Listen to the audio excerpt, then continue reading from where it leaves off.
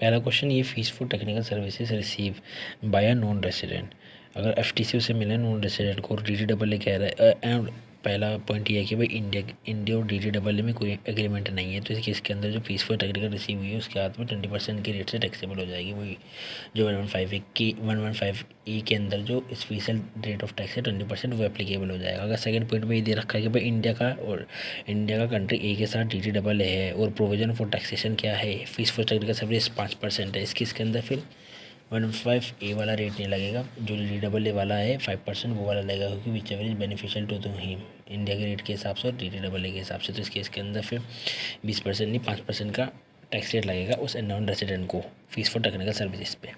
Third पर India, अगर India has a DDAA with country which provide for taxation for of such fees for technical service at the rate of 25%, तो इस case के अंदर फिर जो DDAA मतलब सामने वाली कंट्री का हाईएस्ट रेट है, तो फिर हम जो अपने इंडिया के अंदर जो इनकम टैक्स लग रहा है 20% के हिसाब से उस रेट पे टैक्सेबल कर देंगे, तो 115A वाला टैक्सेबल हो जाएगा थर्ड पॉइंट के अंदर 20% के रेट के हिसाब से।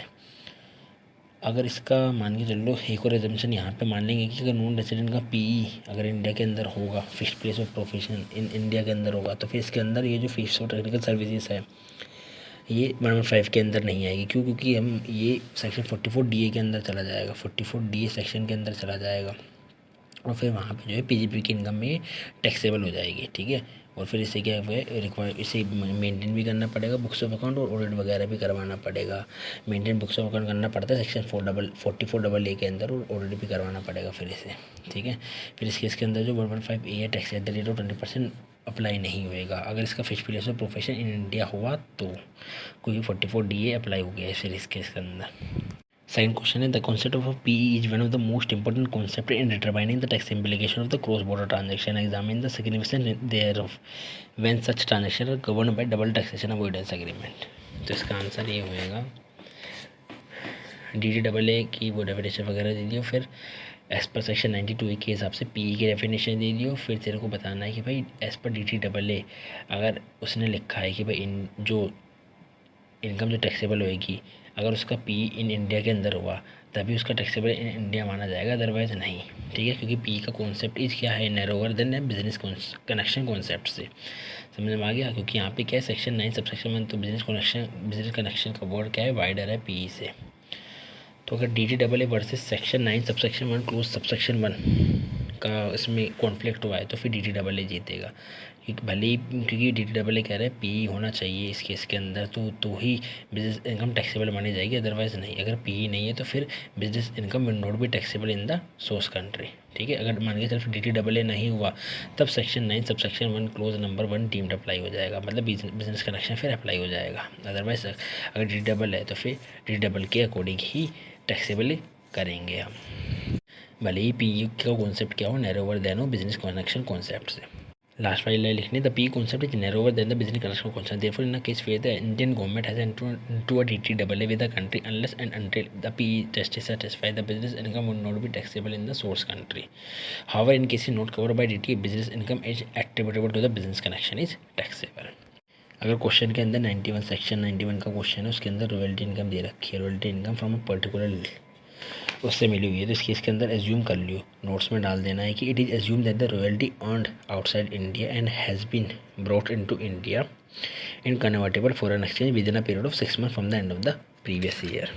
अगर वो रॉयल्टी उसने क्या करी है बाहर कमाई है, तो ये कन्वर्जन वाला जो 6 महीने का है वो एजम्पशन में डाल देना है अगर क्वेश्चन में इंफॉर्मेशन नहीं है तो। सेकंड पॉइंट ये है कि अगर दूसरा चीज़ में है कि अगर एग्रीकल्चर इनकम बाहर से उसने कमाई है कंट्री एक्स के अंदर इसने एग्रीकल्चर इनकम कमाई और वहाँ पे कोई जो है एग्रीकल्चर इनकम एग्जाम्प्ट है, तो फिर जब तो 91 का डिडक्शन जो एलिजिबल निकाल रहा होगा जब 91 का डिडक्शन, तो इस केस के अंदर एग्रीकल्चर इनकम नहीं ले रही है क्योंकि वो सामने वाली कंट्री एक्स में क्या है वो एग्जाम्प्ट है इनकम। ठीक है, तो फिर ये डब्ल्यू टैक्स इनकम इसे मत मानियो, फिर इसकी कैलकुलेशन में डब्ल्यू टैक्स इनकम की कैलकुलेशन में मत लियो। नेक्स्ट पॉइंट ये है कि अगर 2 लाख रुपये by cross cheque for mediclaim premium to insure the health of his mother as a resident a 61 year who is not dependent on him as a lump sum payment for 5 year including the current previous year, तो इस case के अंदर तेरे को जब 80D का deduction देगा तो क्या करना है 2 लाख अपॉन में 1 अपॉन में फिक्स, क्योंकि लमसम पेमेंट देने के बाद क्या है पर ईयर डिडक्शन निकाला जाता है, तो 5 साल के लिए है, इसमें 5 साल के लिए मिलता है, 5 साल के लिए ही लिया है इसने, तो फिर 2 लाख अपॉन में 1/5 कर देंगे और 40,000 रुपये की इसको क्या हो जाएगा, ETD के अंदर डिडक्शन मिल जाएगा, भले ही क्या हो इसने क्रॉस टैक्स से पेमेंट करी है 2 लाख की, ठीक है। और it is a fully allow even though she is not dependent on him since the same does not exceed 50,000, तो 40,000 आ रहा है इसके अंदर अलाउ है। हाउस प्रॉपर्टी के केस में रेंटल इनकम मिलती है तो स्टैंडर्ड डिडक्शन अंडर सेक्शन 24 सब क्लोज ए 30% मिलता है।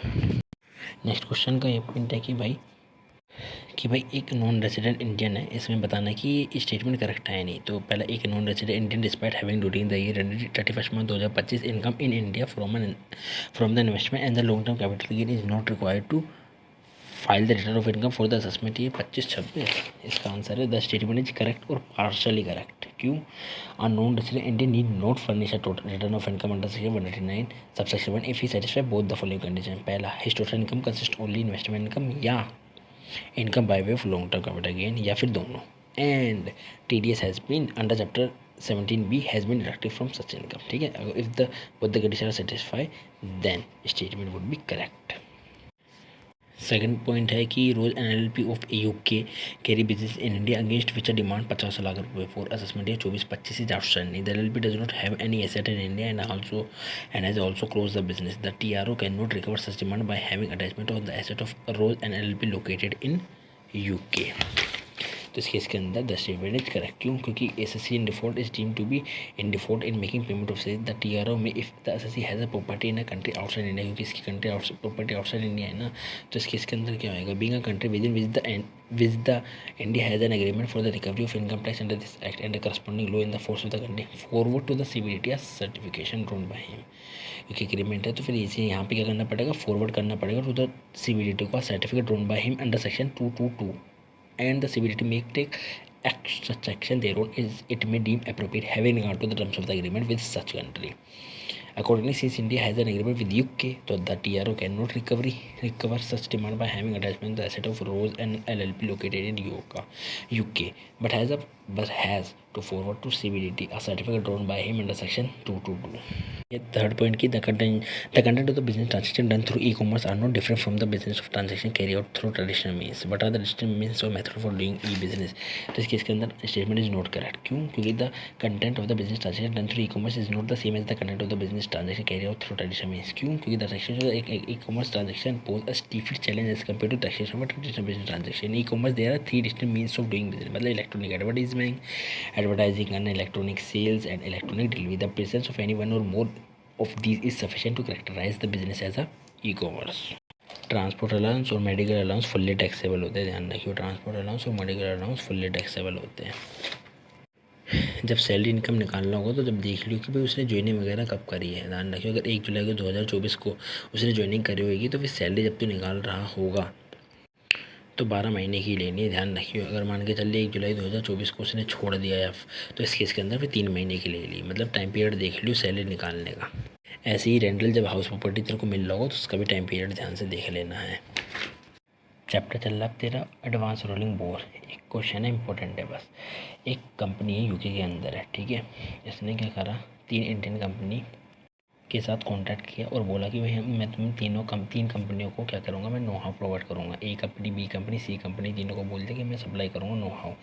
फिर इस फॉरेन कंपनी ने क्या करा, फिर एप्लीकेशन करी भाई बोर को ओनर की भी पता लगाने के लिए कि भाई हाँ मेरे को TDS का रेट मेरा मतलब ओनर रिसीप्ट ऑफ एप्लीकेबल मेरे TDS रेट क्या लगेगा, ठीक है। लेकिन इसी दौरान क्या हुआ, सामने वाली जो इंडियन कंपनी थी तीनों में से एक ने क्या करा, ऑल्सो मेड एन एप्लीकेशन। उसने भी क्या करी, एप्लीकेशन AO को भेज दी for determination of rate of which taxes deduction, मतलब TDS का रेट जानने के लिए on the payment made to, जो कि वो करने वाला है इस फॉरेन कंपनी को। तो उसने भी क्या करा, सामने वाली इंडियन कंपनी ने भी क्या कर दी, एप्लीकेशन फाइल कर दी रेट जानने के लिए।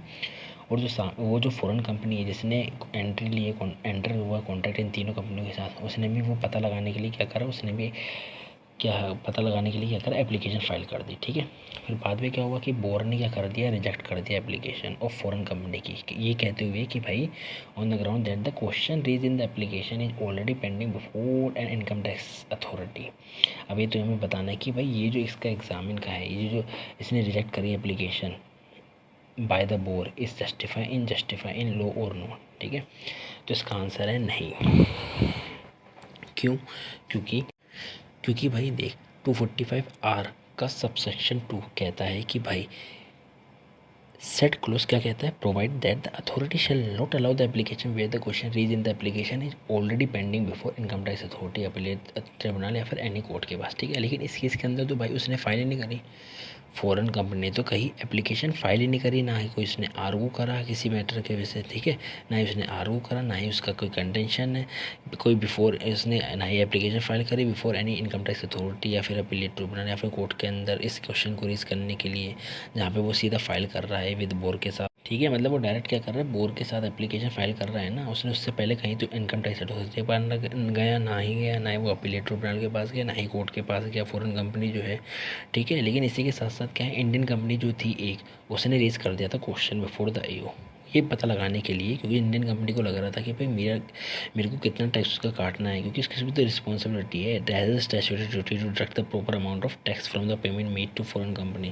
तो इसलिए उसने भी फाइल कर दी अपने सेफ गार्ड बचाने के लिए, safe guard its own interest के लिए। तो इस केस के अंदर क्या है, तो फिर इस क्वेश्चन का हम ये नहीं मानेंगे कि भाई ये जो है pending determination before any income authority in the application case है। ठीक है, इस क्वेश्चन के अंदर हम ये नहीं मानेंगे। ठीक है, तो देयरफॉर जो एप्लीकेशन फाइल बाय जो करी गई है इंडियन कंपनी के द्वारा before the AO can not be treated to have been filed by the foreign company. ठीक है, समझ में आ गया, जो इंडियन कंपनी ने फाइल एप्लीकेशन करी है वो हम फॉरेन कंपनी के एप्लीकेशन फाइल नहीं मानेंगे, और ये नहीं बोलेंगे कि भाई साहब क्या है, ऑलरेडी तुम्हारा क्या चल रहा है, पेंडिंग चल रहा है बिफोर IT अथॉरिटी या फिर IT मतलब बिफोर इनकम टैक्स अथॉरिटी, तो फिर इसकी वजह से हमने इसे रिजेक्ट करी एप्लीकेशन। तो ये इंटेंशन गलत है। तो लास्ट में देख ले क्या कंक्लूजन लिखना है, the application filed by the Indian company before the AO cannot be treated to have been filed by the foreign company.